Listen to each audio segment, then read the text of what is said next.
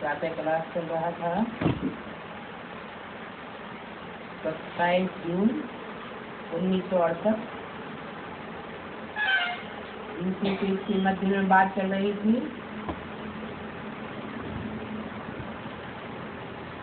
जब आत्माभिमानी हो जाते हो तो विकार ही नहीं कहला सकते। ऐसे आत्माभिमानियों को कभी विकार का ख्याल नहीं आवेगा।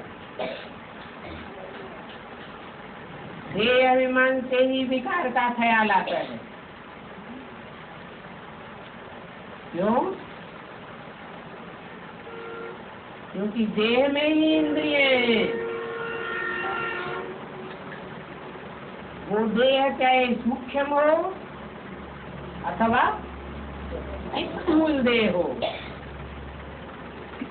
अगर देह की स्मृति है तो विकार आवेगी।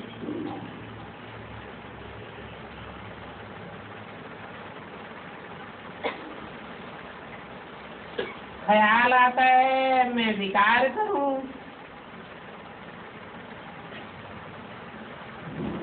विकार क्या? माने विपरीत, पार माना कार्य। जो श्रीमत के विपरीत कार्य है वह करूं।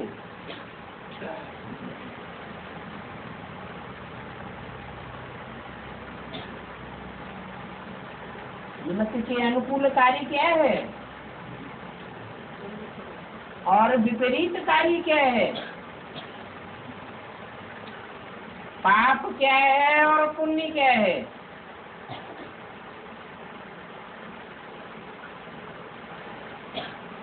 उनको दुख देना पाप है और सुख देना पुण्य है।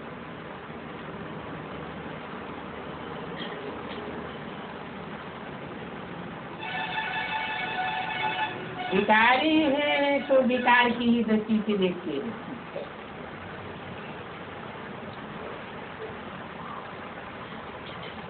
जो देवताएं होते हैं उनकी कब विकार की दृष्टि नहीं होती है। सुख देने वाले को देवता कहा जाता है, दुख देने वाले को राक्षस कहा जाता है।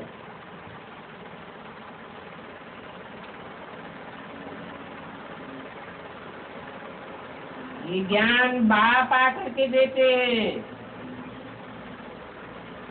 ज्ञान से दृष्टि तो बदल जाती है।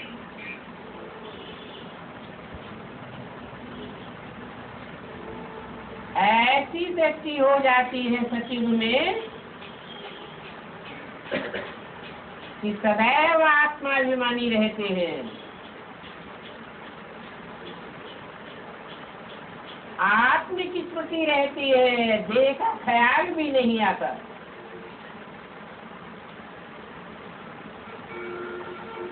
ऐसे भी नहीं है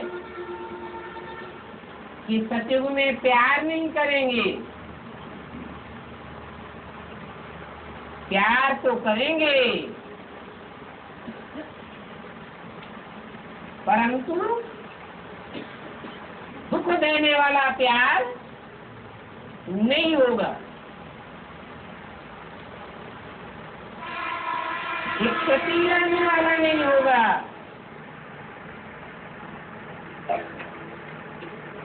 वहाँ डांस भी करेंगे, आखी आदि भी पहनेंगे, तो प्यार तो करेंगे ना। परंतु उस प्यार में विकार की बात नहीं आती है।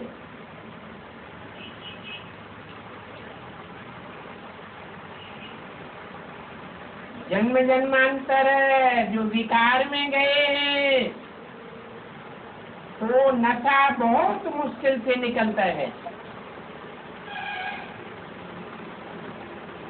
63 जन्मों का नशा है। अभी बाप आकर के निर्विकारी बनाते हैं।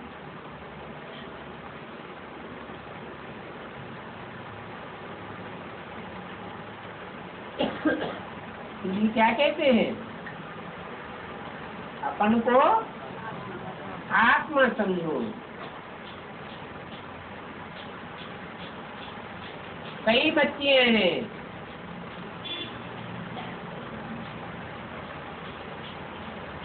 जो ज्ञान में आने के बाद, बाप की पहचान होने के बाद पूरा निश्चय कर लेती है, बस हमको तो अब पूरा निर्विकारी बनना है।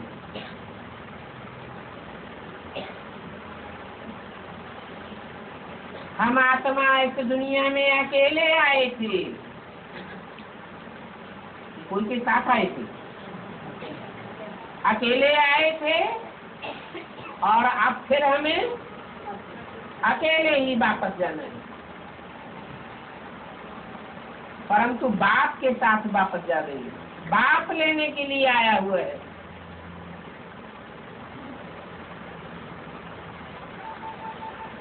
ऐसी बच्चियों को कोई थोड़ा भी कोई टच करेगा तो भी उनको अच्छा नहीं लगेगा। क्यों?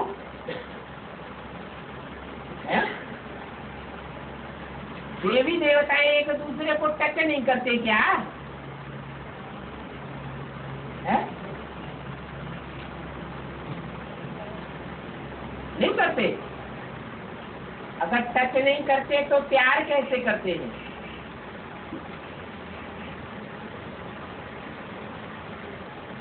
देवान पूर्वक टच नहीं करते, अपन को और दूसरे को देह समझ करके टच नहीं करते।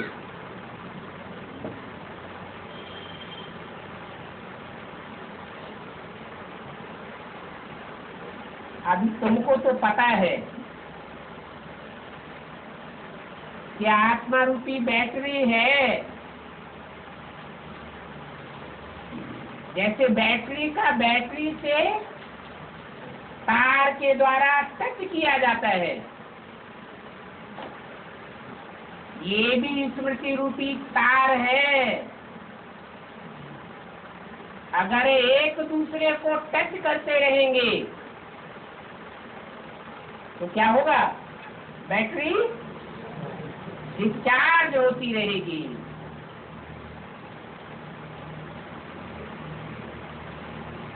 तो बच्चियों को टच करना भी अच्छा नहीं लगता है।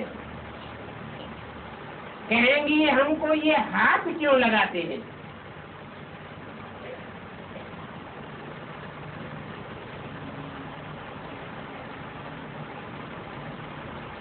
क्योंकि ये नियम है, आंख से आंख लगेगी, आंख से कोई को देखेंगे तो याद जरूर आवेगा। हाथ से टच करेंगे, अटैचमेंट होगा तो याद जरूर आवेगा। कान से लगाव पूर्वक सुनेंगे तो वो बात और वो व्यक्ति याद जरूर आवेगा।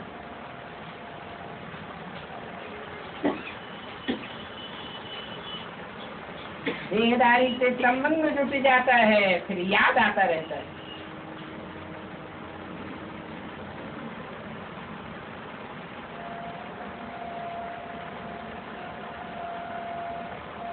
तो बच्चियों को तो अनुभव होता है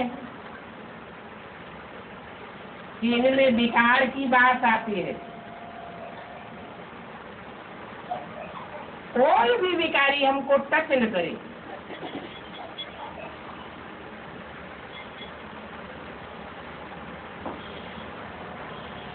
हाथ से भी टच न करे, आंखों से भी टच न करे, कोई इंद्रियों से टच न करे,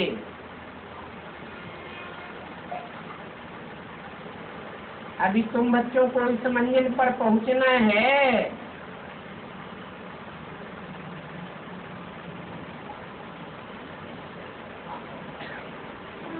अभी कोई पूरा पूरा पहुंचा नहीं है।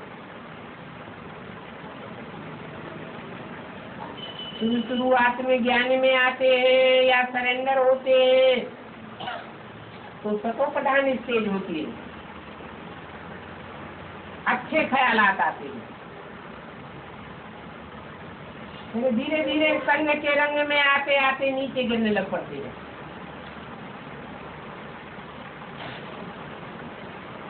ये ब्रह्मा भी कहता है मैं भी अभी नहीं पहुंचा हूं।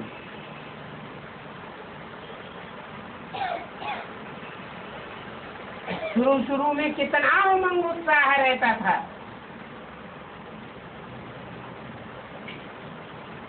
बाप भी कहते हैं अभी टाइम पड़ा है। तो बाप के लिए है?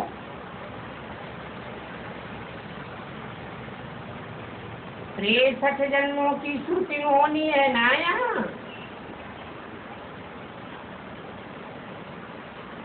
तो टाइम पड़ा है। 63 जन्मों के हिसाब किताब आत्मा ने खुद ही जोड़े हुए हैं।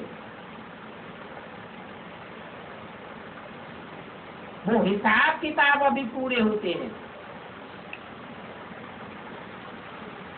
तो कोशिश करके ये पुरुषार्थ करना चाहिए कि हमारी देह की तरफ बिल्कुल दृष्टि न जाए। ऐसी प्रैक्टिस पक्की करनी है।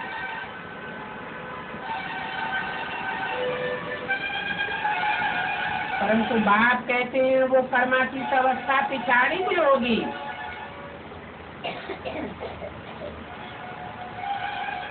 तो कर्मातीत अवस्था सबकी एक साथ होगी या आगे पीछे होगी?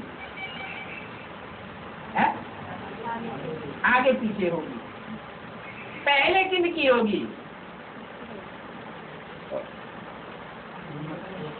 जो ऐसा तीव्र गति से पुरुषार्थ करेंगे, देह भान के लिए आत्मा को छूट नहीं देंगे।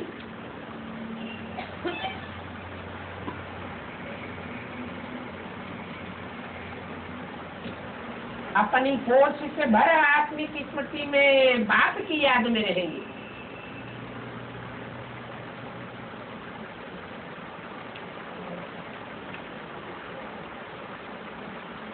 बाप कहते हैं अभी ऐसा नहीं है।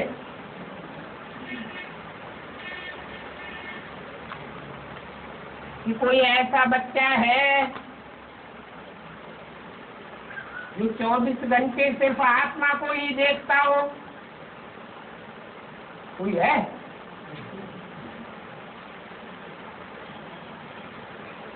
क्यों?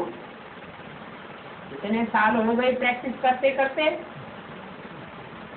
ये प्रैक्टिस तो पक्की हो जानी चाहिए। क्यों नहीं है? क्योंकि 63 जन्मों के हिसाब किताब जुड़े हुए हैं। लंबी मंजिल हो जाती है।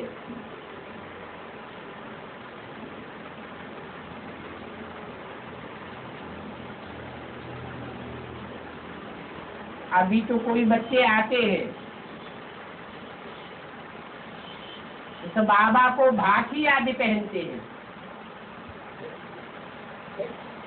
तो भी क्या याद दिलाता हूँ?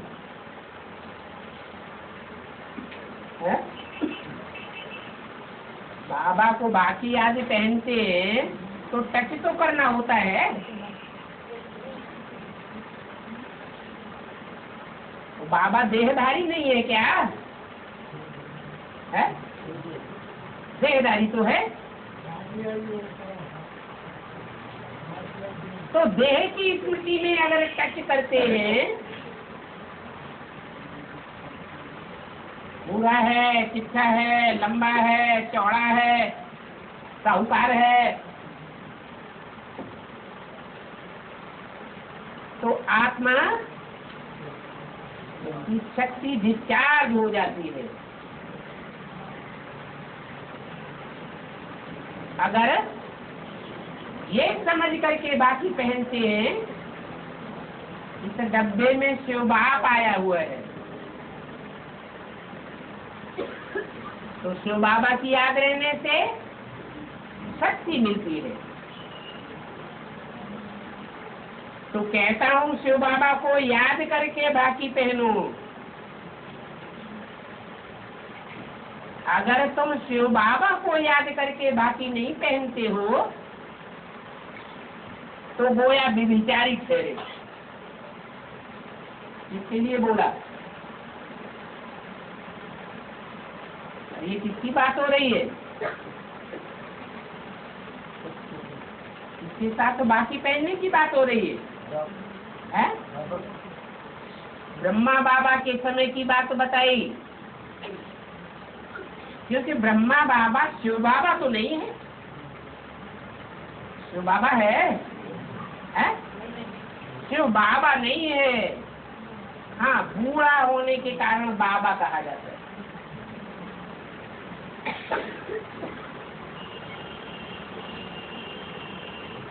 अभी व्यभिचारी बनना है या व्यभिचारी बनना है? क्या प्रैक्टिस करनी है? लंबे समय की प्रैक्टिस होगी अव्यभिचारी बनने की।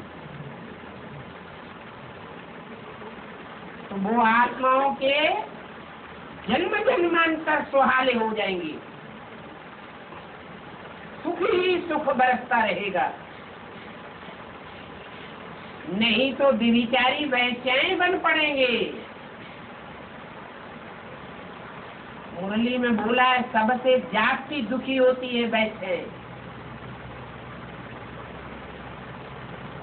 क्यों दुखी होती है?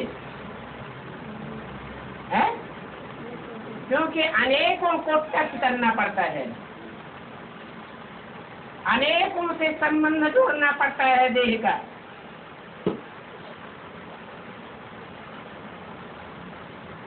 वास्तव में इनको भाटी की भी दरकार नहीं है। इसको क्यों नहीं कहा? अकेले ब्रह्मा की बात नहीं है। राम और कृष्ण दोनों ही आत्माओं के लिए इशारा दिया कि भाटी पहनने की भी कोई दरकार नहीं है।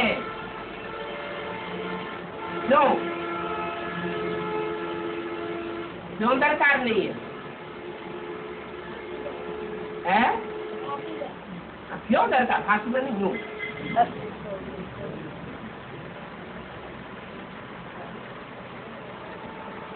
ये शरीर की सीमा है, देह की भी सीमा है। ये शरीर तो भाटी आदि से तंग हो जाते हैं। क्या? अरे ढेर के ढेर हजारों की तादाद में बच्चे हो जाएंगे और आगे चल के सूर्य तो बहुत तपेगा, बम्बों के धमाके होंगे, गर्मी बढ़ती जाएगी या घटती जाएगी? बढ़ती जाएगी। और बाकी पहनने वालों की संख्या बढ़ती जाएगी। तो चलो मुकर्रर रथ में भी बाप प्रवेश करते हैं तो रथ को तकलीफ होगी या तकलीफ घटेगी? घटेगी। ये शरीर तो बाकी आदि पहनने से तंग हो जाते हैं।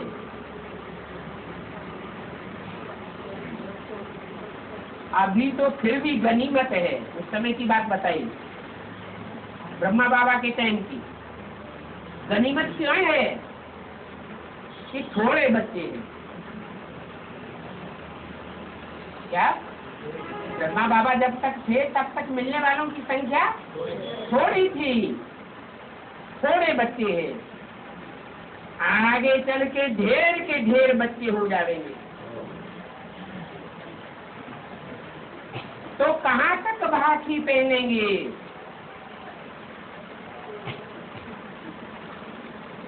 ये सभी बंद हो जाएगा। क्या क्या बंद हो जाएगा? ये भाखी आदि पहनना करना सब बंद हो जाएगा। वास्तव में इसकी दरकार ही नहीं है। परंतु बच्चे आधा कल्प के हिरे हुए हैं माने अभ्यास पड़ गया है, उस चीज का अभ्यास पड़ जाता है। जैसे कोई सिगरेट पीने का अभ्यास पड़ जाता है, शराब पीने का अभ्यास पड़ जाता है, तो बिना उसके रह नहीं सकते हैं, हिर जाते हैं। आधा कल्प के बच्चे हिरे हुए हैं।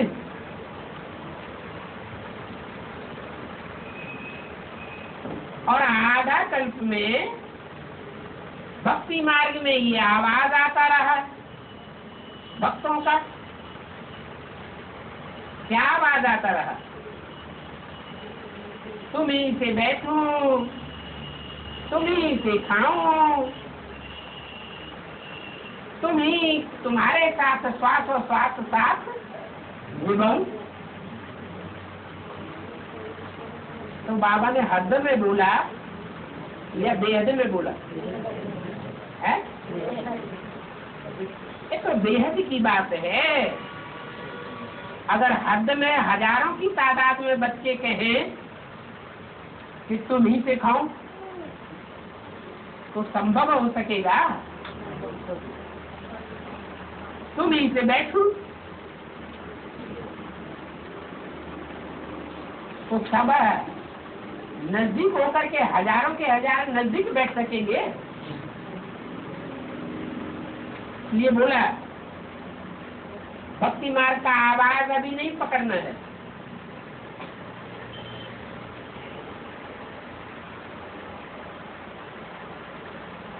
ब्रह्मा बाबा के समय जो कुछ भी होता आया,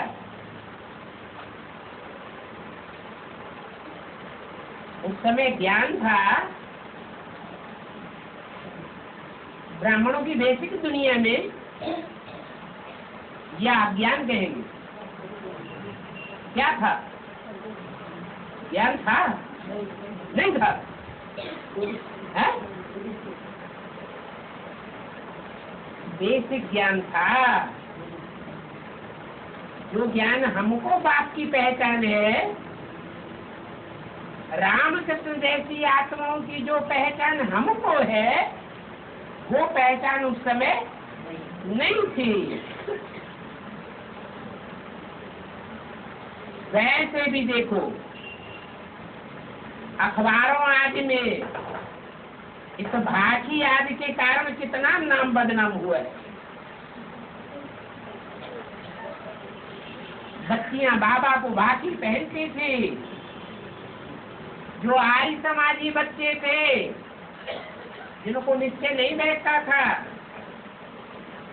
वो बाबा का फोटो खींच लेते थे। फोटो खींच करके अखबार वालों को दिखाई देते थे। अखबार वाले तो आग लगाने वाले। कितना नाम बदनाम हुआ। ये आर्य समाजी कितने दुश्मन हैं।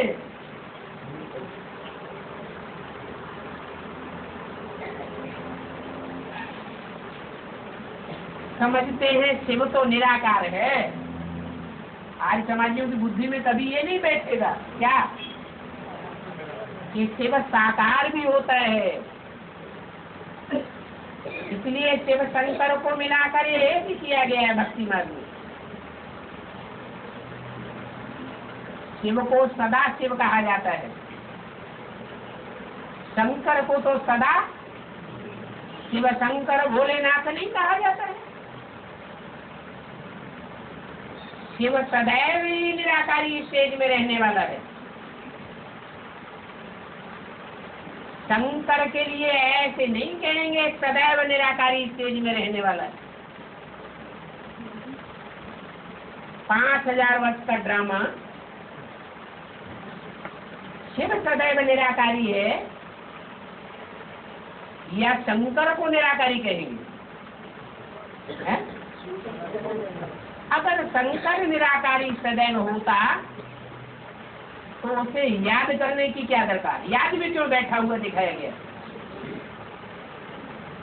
याद में बैठा है इससे साबित होता है कि विस्मृति स्वरूप बनता है। सदा काल के लिए जब स्मृति स्वरूप बन जाएगा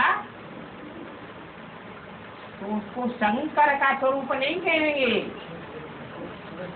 नारायण कहा जाएगा।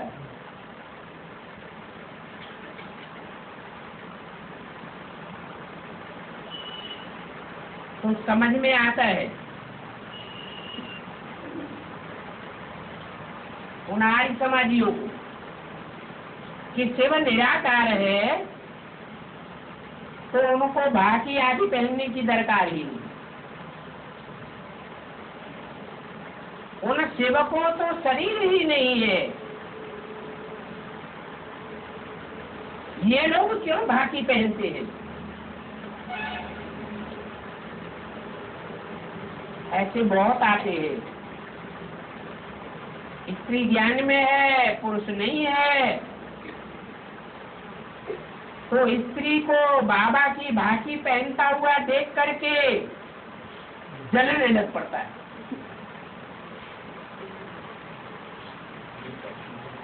जलन होती है।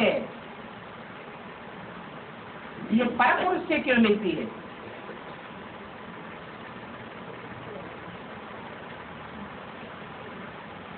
फिर उनको बाबा कह देते हैं कि तुम ऐसे नहीं करो।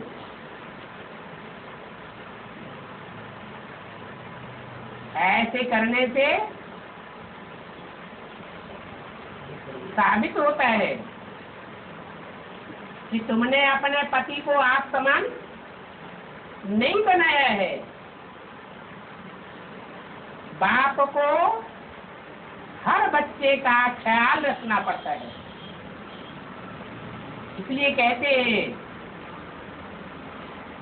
कि पति से परमिशन लेकर के आओ। कन्याओं के लिए भी कहते हैं माँ बाप से परमिशन लेकर के आओ। ऐसे ही सरेंडर नहीं कर सकते।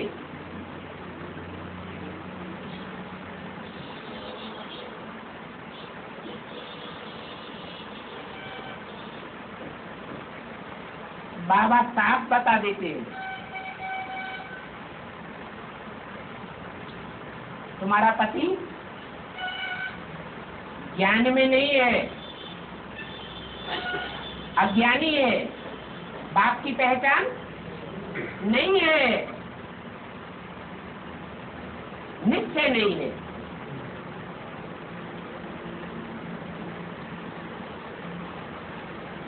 कोई 10% ऐसे हैं जिनको बाप के ऊपर पूरा निश्चय है।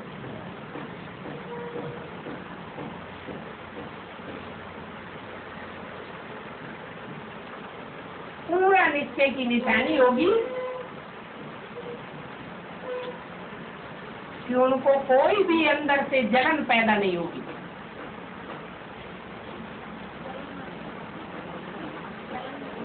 अभी बताया ना, पति को निश्चय नहीं है और पत्नी बाबा की भाकी पहनती है उसके सामने, तो पति को जलन होती है, गुस्सा आता है।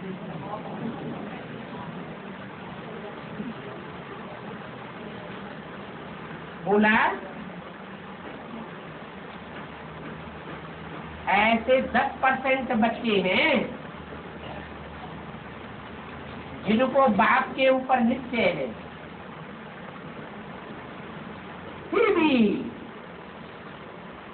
बाप की पूरी श्रीमत पर चल नहीं सकते हैं। तो बाप हमेशा कहते हैं बच्चे अपन को आत्मा समझो, ये शरीर तो दुम्ब है जिससे तुम पाइप बजाते हो। दुम्ब माने पूंछ, ये आत्मा की पूंछ है शरीर। कई कहते हैं कि इनमें कोई शक्ति है, परंतु इसमें शक्ति की तो कोई बात नहीं है। ये तो पढ़ाई है, पढ़ाई बुद्धि में फिट बैठ जाती है तो बाप के ऊपर पक्का निश्चय बैठ जाता है।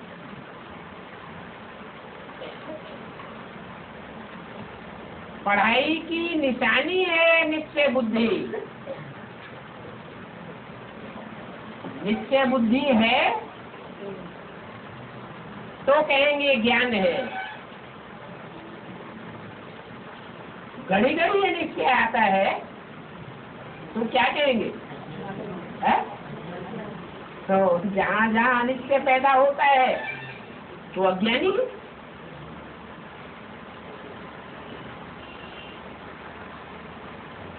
27 जून 1968 की वाणी का तीसरा पेज। हाँ, ये कहेंगे कि जैसे और पढ़ते हैं वैसे ये भी पढ़ते हैं।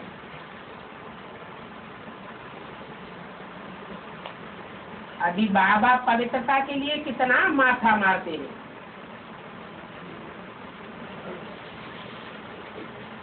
ये बड़ी भारी मेहनत है, इसलिए बाप कहते हैं एक तो को आत्मिक रूप में देखो। सत्युग में भी तुम आत्माभिमानी होकर रहते हो, वो प्रैक्टिस यहाँ पक्की करनी है।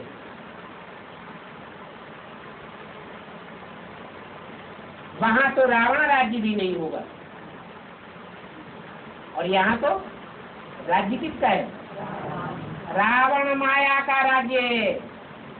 तो यथा राजा तथा प्रजा, राजा के प्रभाव में प्रजा रहती है।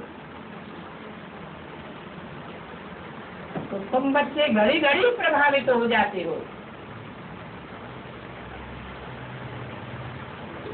तो सत्युग में तो विकार की बात ही नहीं है। यहाँ रावण राज्य में तो विकारी है, जो शासन करने वाले हैं वो ही विकारी है, तो प्रजा भी विकारी है।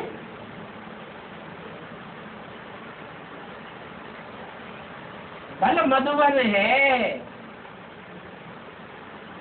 मधुबन में बाबा आते हैं, परंतु क्या मधुबन में माया रावण नहीं आता? वहां भी आता है। ऐसे नहीं कि मधुबन बाप का घर है तो वहां माया रावण नहीं आता है। अभी कोई राम का राज्य नहीं है, किसका राज्य है? रावण का राज्य है। रावण माना ही रुलाने वाला। दुखी होते हैं तो क्या करते हैं? रोते। स्त्रियां आंसुओं से रोती है और पुरुष मन से रोते हैं।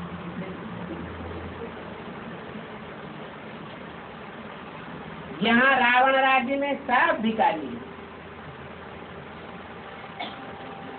इसलिए बाप आकर के निर्विकारी बनाते हैं।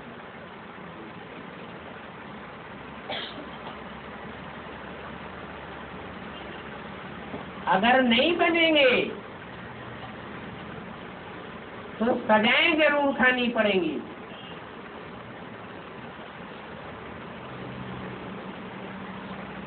आत्मा पवित्र बनने के बगैर इस देहभान को छोड़ ही नहीं सकती। और जितने लंबे समय तक विनाश के टाइम पर आत्मा देहभान की स्टेज में रहेगी, उतना लंबे समय तक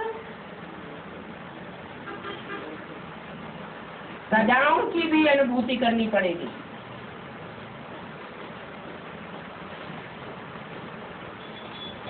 देहभान के कारण आत्मा उनकी स्टेज का अनुभव नहीं करेगी, उनसे रहे हुए हिसाब किताब चुकतू करने होते हैं। देहभान है तो हिसाब किताब चुकतू करना पड़ेगा। देहभान खत्म हो गया, हिसाब किताब खत्म, कर्मातीत अवस्था कही जाती है। तो जिनका देहभान जितनी देर में खलास होगा, उनका पद भी उतना ही कम हो जाएगा। पहले पहले देहभान खलास होगा तो पद भी बड़े से बड़ा बन जाएगा। अभी ये राजधानी स्थापन हो रही है, राजधानी में तो 7 नंबरवार होते हैं। पहले पहले 9 लाख सितारों की राजधानी तैयार होती है।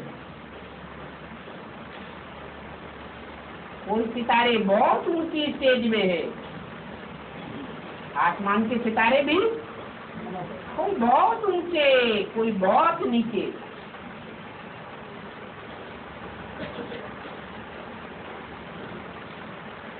कोई बहुत नजदीक और कोई बहुत दूर। बच्चे जानते हैं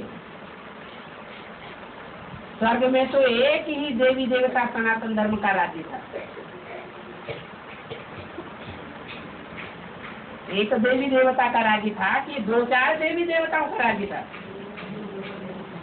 एक जन्म में एक ही देवी देवता सारी दुनिया में।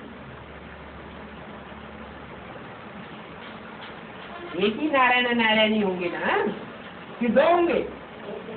एक ही होंगे। तो पहले पहले तो जरूर एक राजा रानी ही होगा ना।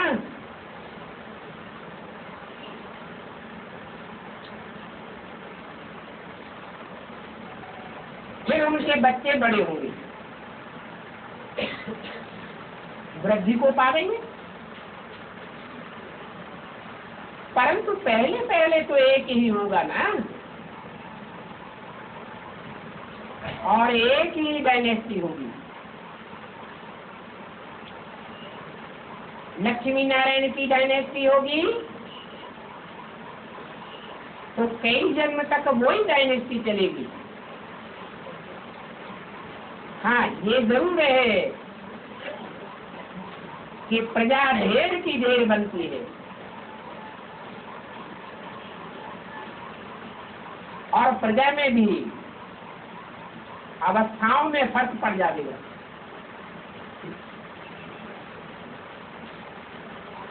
जैसे साहूकार प्रजा भी होती है, गरीब प्रजा भी होती है।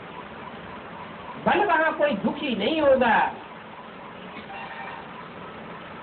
फर्स्ट कैटेगरी की प्रजा, सेकंड कैटेगरी की प्रजा, थर्ड क्लास प्रजा बनने वाले भी होंगे।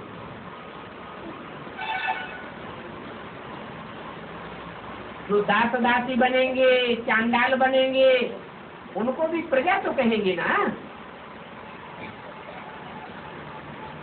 कि राजवर्ग वाला कहेंगे।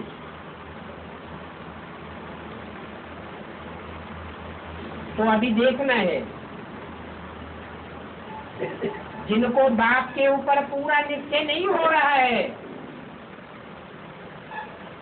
वो इतनी ऊंची पद वाली पढ़ाई भी नहीं पढ़ सकेंगे। घड़ी घड़ी अनिश्चय आता रहेगा और पवित्र भी नहीं बन सकेगी।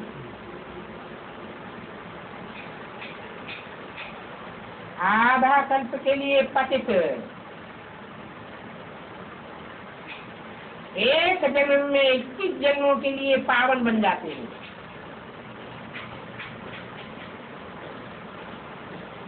तिरसठ जन्मों के पतित बनने के अभ्यासी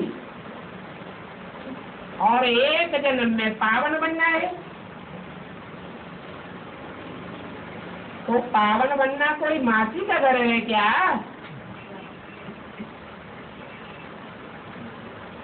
पतित से पावन बनने में है ही मुख्य काम विकार की बात। क्रोध आदि का इतना हर्जा नहीं है, परंतु समझा जाता है कि जिनमें क्रोध का अंश होगा उनमें काम विकार भी जरूर होगा।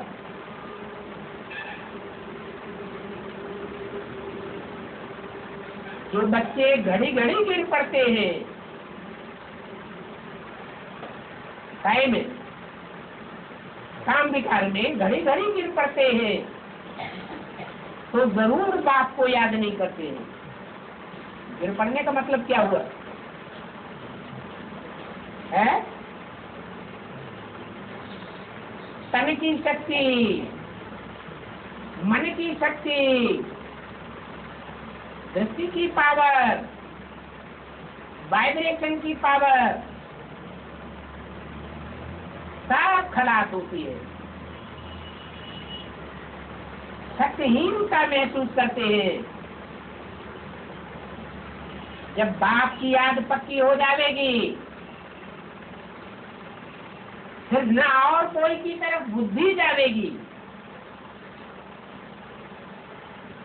और न तन की इंद्रियों से डिस्चार्ज होगा।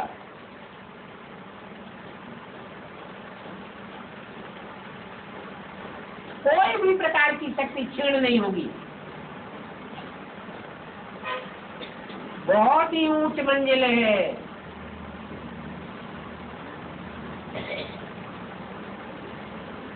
पवित्रता की बात सुन करके ही कोई कोई तो आग में जलने लग पड़ते हैं। जिनको बाप के ऊपर निश्चय नहीं होता है, कहते हैं ऐसी बातें तो हमने कब कोई से नहीं सुनी। कोई ने ऐसा कहा ही नहीं, कोई शास्त्र में भी नहीं लिखा हुआ है। बड़ा ही मुश्किल से समझते हैं, परंतु शास्त्र आदि तो सब है ही निवृत्ति मार्ग के धर्म और शास्त्र,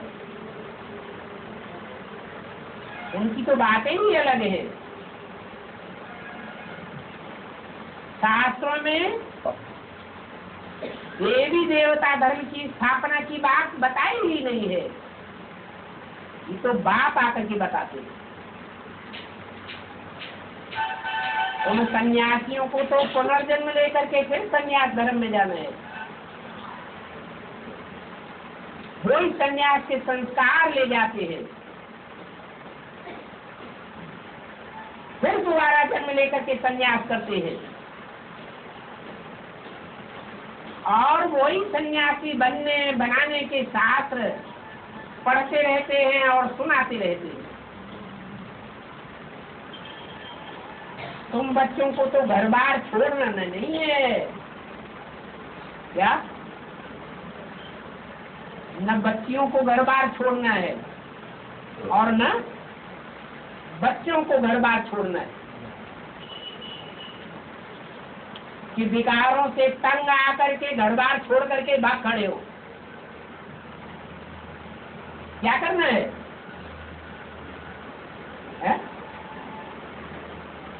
क्या करना है? घर बार की विकारी दुनिया में कीचड़ में रहते हुए भी मन बुद्धि से उपराम हो जाना है। अपने को मुर्दा बना दो, जीते जी मर जाओ।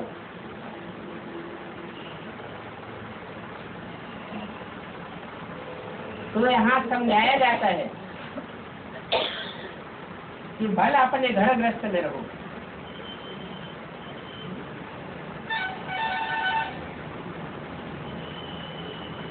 जिनके साथ रहते हो उनको भी समझाओ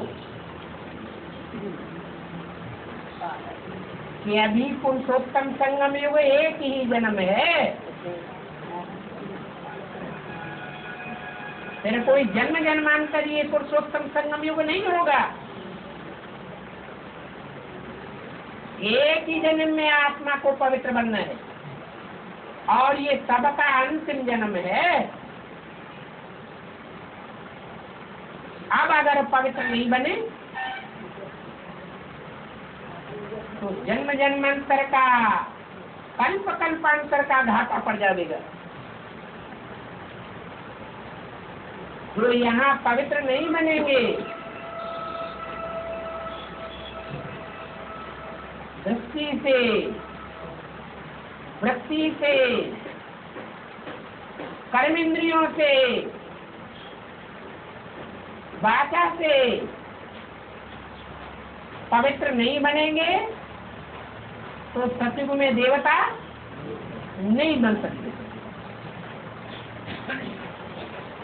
सतयुग के जो 16 कला संपूर्ण सुख हैं, उन सुखों को प्राप्त नहीं कर सकेंगे। हाँ, कोई थोड़े भी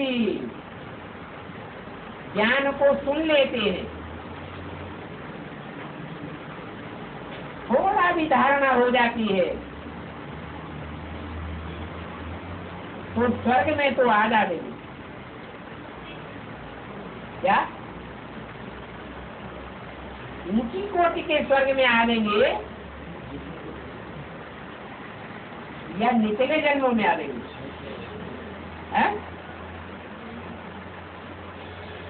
उन्होंने ज्ञान तो सुना परंतु पवित्रता की धारणा नहीं की, तो सतयुग का जो ऊपर का 16 कला संपूर्ण सुख का जन्म है वहां आवेंगे या निचले निचले जन्मों में आवेंगे? निचले जन्मों में आवेंगे। कि जो 9 लाख प्रजा होती है तो पहले जन्म की प्रजा की भी कोई खसूसियत है, विशेषता है। यथा राजा तथा प्रजा सब निर्विकारी हो जाती है। कौन से जन्म की बात है? सतयुग की बात है या पुरुषोत्तम संगम युग की बात है? पुरुषोत्तम संगम युग में जो 4.5 लाख शरीर के साथ पुरुषार्थ करने वाले और 4.5 लाख उनमें जो प्रवेश करने वाली आत्माएं हैं शरीर में, वो 9 लाख ऐसे धरती के चैतन्य सितारे हैं जो पवित्रता की 16 कला संपूर्ण स्टेज को पक्का पकड़ लेते, चाहे वो प्रजावर की आत्मा हो और चाहे वो राजवर की आत्मा हो।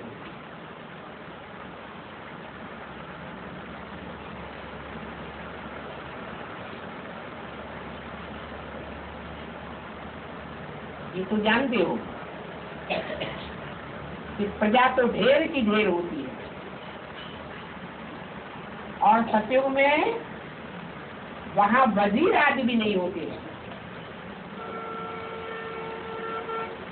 क्योंकि बाप जो नई दुनिया बनाते हैं वो संपूर्ण नई दुनिया बनाते हैं।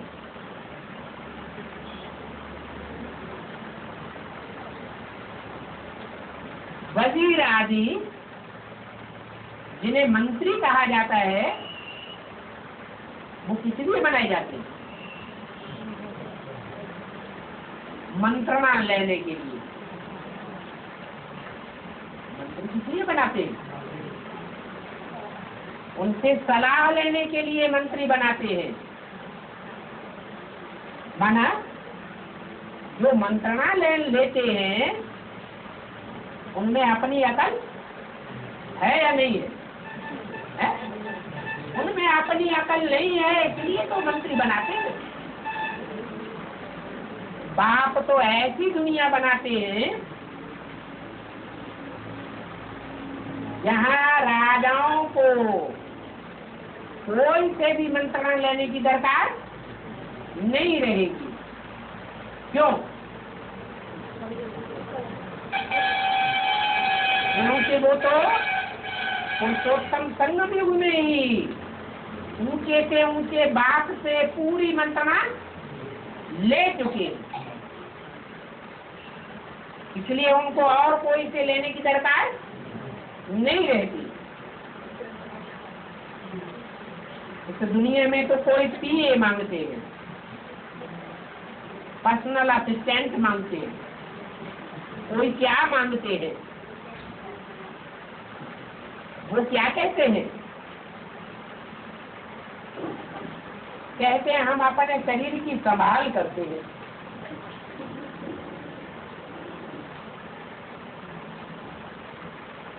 क्योंकि जानते हैं इस दुनिया में तो एक दूसरे को मारते कैसे रहते हैं। दुश्मनी का स्वभाव कितना कड़ा है। अभी तुम बच्चे समझते हो, हमको तो ये पुराना घर छोड़ जा करके दूसरा शरीर लेना है? ये पुराना तमो प्रधान शरीर ही रहेगा या सतो प्रधान शरीर मिलेगा? सतो प्रधान शरीर मिलेगा। भले बच्चे के रूप में सतो प्रधान शरीर नहीं मिलेगा, परंतु हमारा ये शरीर ही निरोगी कंचन काया बन जाएगा। इसमें कोई भी रोग शोक आदि नहीं रहेगा। तो तुम्हारे लिए तो कोई बड़ी बात नहीं है। उस दुनिया में तो जो मरते हैं वो दुखी होकर के मरते हैं। क्योंकि जन्म भी कैसे होता है? बीज आरोपण होता है तो भी दुख है। बीज डालने वाला भी आसक्ति अनुभव करता है और बीज को धारण करने वाली धरणी भी आसक्त अनुभव करती है। जिसकी शुरुआत ही दुख से है, उसका आदि मध्य अंत भी दुख में होता है। और तुमको तो बड़े सुख से बाप की याद में जाना है इस दुनिया को छोड़ करके। तुम कोई भी दुख का वाइब्रेशन लेकर के इस दुनिया को नहीं छोड़ेंगे। अंत मते सो गति होगी। तो जितना मुझे बाप को याद करेंगे तो और सभी को तो भूल जाएंगे। तुमको तो कोई भी याद नहीं रहेगा, परंतु वो अवस्था तब होगी जब पूरा बाप के ऊपर निश्चय हो जाए। जब तक बाप के ऊपर पूरा निश्चय नहीं हुआ है तो कुछ न कुछ देह है, देह की इंद्रियां, देह के पदार्थ और देह के संबंधी याद आते रहेंगे। निश्चय नहीं होता है तो जरा भी याद ठहर नहीं सकती। कोई कोई तो नाम मात्र सिर्फ कहते हैं हमको निश्चय है। अगर हमको निश्चय नहीं है तो हम याद क्यों करते हैं? परंतु बाप कहते हैं सभी को एक जैसा निश्चय तो नहीं हो सकता। माया घड़ी घड़ी निश्चय से हटा देती है। निश्चय हट जाता है, टूट जाता है तो जैसे के तैसे बन जाते हैं। तो पहले पहले तो निश्चय चाहिए।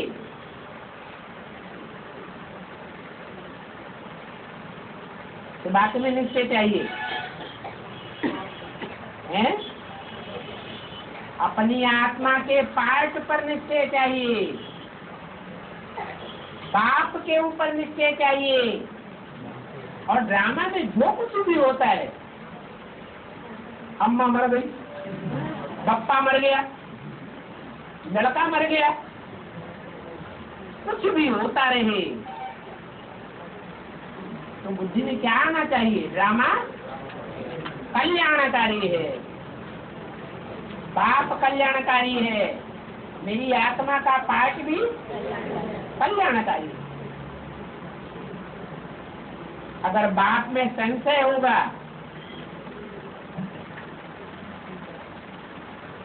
क्या ये हमारा बाप है या नहीं है?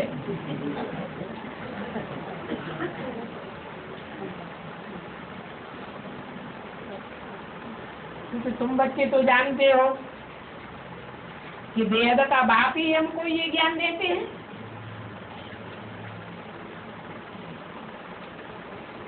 ये तो कहते हो ना कि मैं सृष्टि के रचयिता और रचना को पहले नहीं जानता था, अभी जानता हूँ।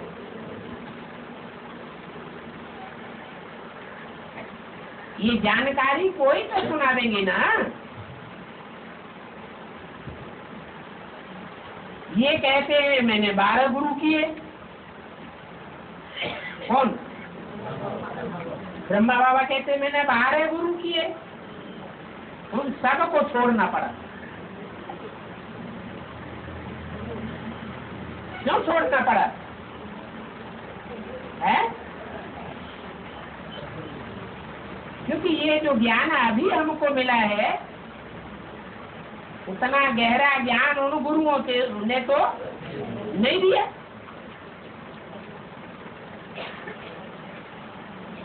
सदगुरु ने अचानक आकर के प्रवेश कर लिया।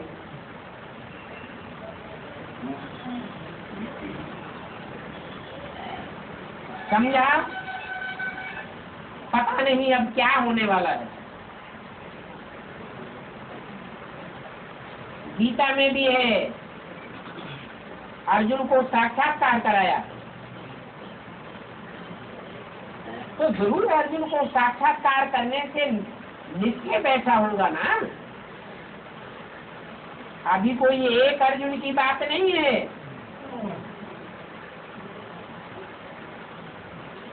ये तो रथ है।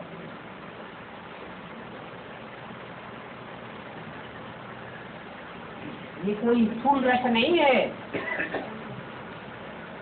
ये तो चैतन्य शरीर रूपी रथ है। उन्होंने फिर अर्जुन को रथ में बैठाई दिया और कृष्ण को भी रथ में बिठाई दिया है। क्या मतलब हुआ? वो तो कृष्ण को भगवान समझते हैं, ये थोड़े ही समझते हैं कि भगवान तो निराकार है, सदैव ज्योति बिंदु है, उसकी बिंदी का ही नाम शिव है। वो कोई मुकर्रर रथ में प्रवेश करता है।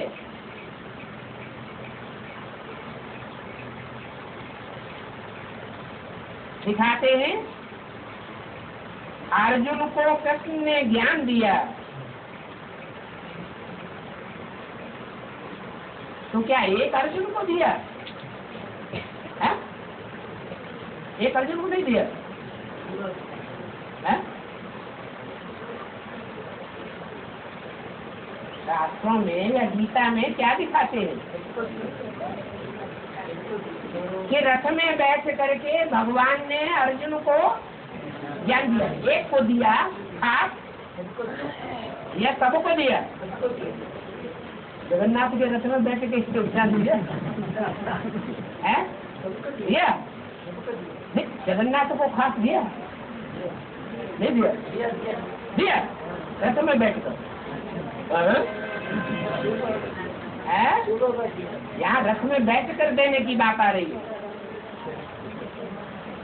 रथ में बैठ करके दिया है? वहाँ तो दिखाते हैं शास्त्रों में, क्या दिखाते हैं? एक रथ में बैठ करके एक अर्जुन को ज्ञान दिया। तो एक को ज्ञान दिया भगवान ने, या सब बच्चों को दिया? सब बच्चों को दिया तो सर्वव्यापी हो गया।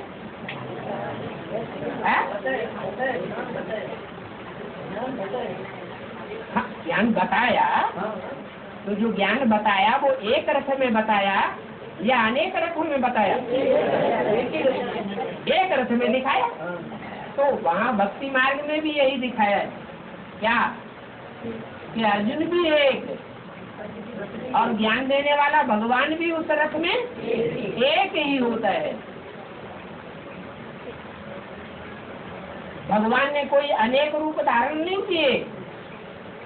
ये एडवांस ज्ञान भी पहले एक को मिलता है या अनेकों को मिलता है? पहले एक को मिलता है, क्योंकि एक ही मुकर्रर में प्रवेश होते हैं। बाद में सब बच्चों को मिलता है। और बेसिक ज्ञान भी एक को पहले मिला या अनेकों को मिला है? साक्षात्कारों का जो अर्थ है वो एक ने पहले जाना या अनेकों ने जाना? एक ने पहले जाना।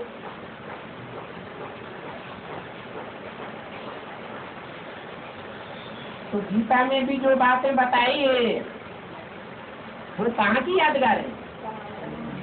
संगम युग की यादगार है। वास्तव में ये स्थूल रथ आदि की बात नहीं है, न कोई स्थूल घोड़ों आदि की बात है। ये तो इंद्रियों रूपी घोड़े हैं। क्या? रथवान कोई आत्मा है जिसका अपना रथ है। वो रथ विकारी है या निर्विकारी है? रथ विकारी है या निर्विकारी है? विकारी है। और विकारी रथ में जो इंद्रियों रूपी घोड़े हैं वो रथवान के कंट्रोल में है या कंट्रोल से बाहर है? कंट्रोल से बाहर है। अगर रथवान के ही कंट्रोल में हो जाए तो फिर पतित कहा जाएगा? नहीं कहा जाएगा। तो भगवान आकर के उस रथ को चलाते हैं, इंद्रियों को कंट्रोल करते हैं और मन बुद्धि की लगाम अपने हाथ में लेते हैं। कौन? भगवान।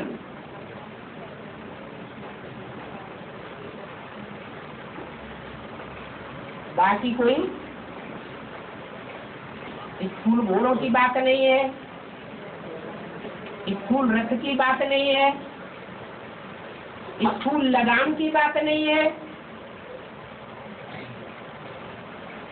अर्थ न समझने के कारण ये सारी गीता झूठी हो गई।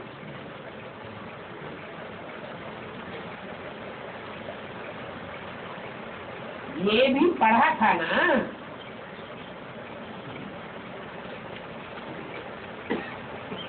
इसके लिए बोला है। यह भी ब्रह्मा बाबा ये भी पढ़ा था ना। बाप ने प्रवेश किया,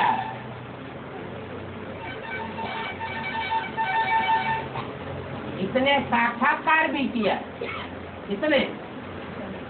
है ब्रह्मा बाबा ने।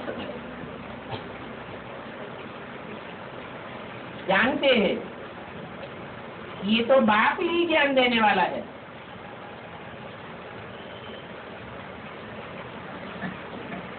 कौन जानते हैं?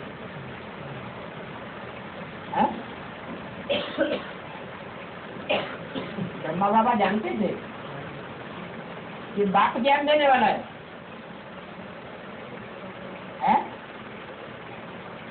कृष्ण की गीता तो है नहीं, सत्य कोई ज्ञान देने वाला नहीं है। ये तो गीता ही झूठी हो गई। तो इस गुस्से में आकर के गीता को फेंक दिया।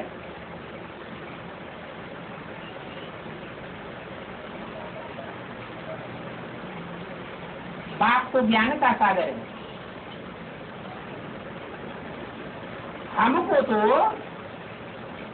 वही बात यह लक्ष्मी नारायण बना देंगे। कौन सा बाप? हमको तो वही बाप यह लक्ष्मी नारायण बना देंगे।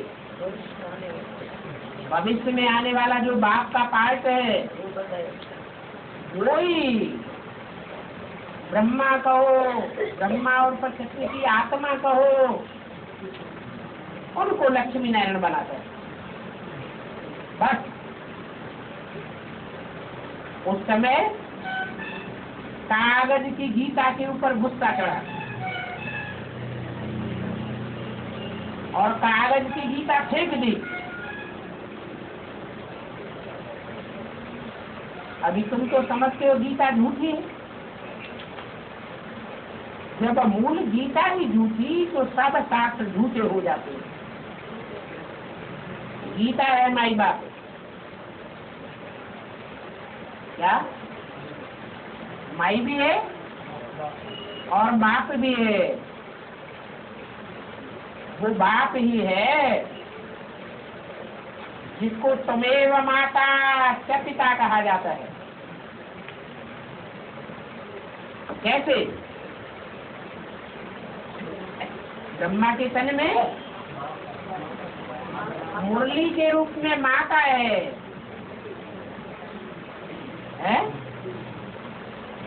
और मुकर्रर रथ में बाप है।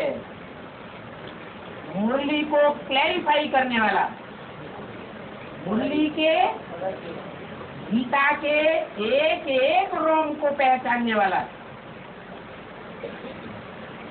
माता के रोम रोम को कौन पहचानेगा? बच्चे पहचानेंगे या बाप पहचानेगा? बाप ही पहचानेगा। वो बाप ही है। वो रचना रचते हैं, बच्चों को एडाप्ट करते हैं। ये भी तुम्हारे जैसा है। बाप कहते हैं इनकी भी वानप्रस्थावस्था होती है, तब मैं प्रवेश करता हूँ।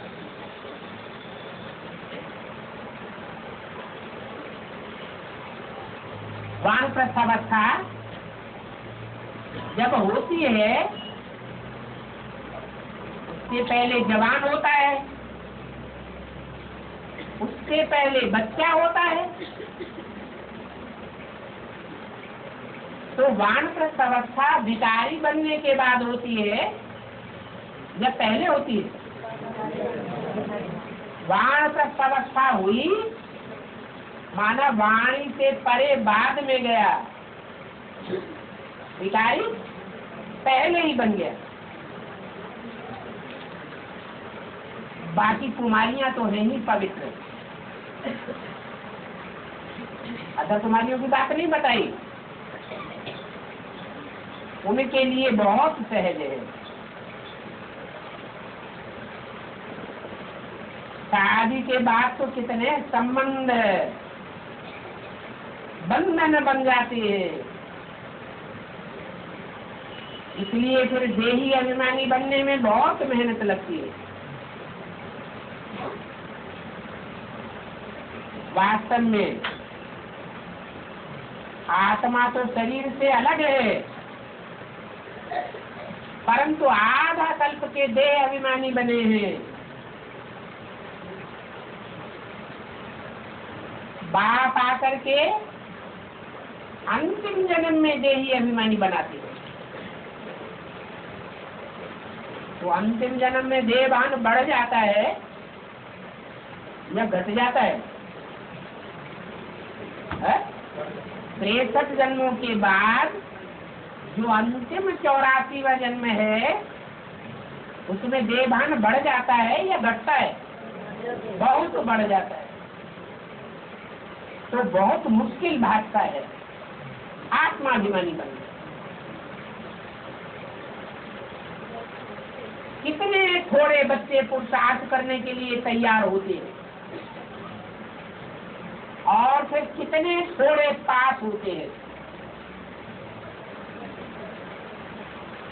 शास्त्रों में भी लिखा हुआ है, कोटों में कोई और कोई में भी कोई। 8 रत्न ही निकलते हैं जो पूरा पूरा पास होते हैं। माना 8 ही पूरी पढ़ाई पढ़ते हैं और बाकी सब अधूरी पढ़ाई पढ़ते हैं।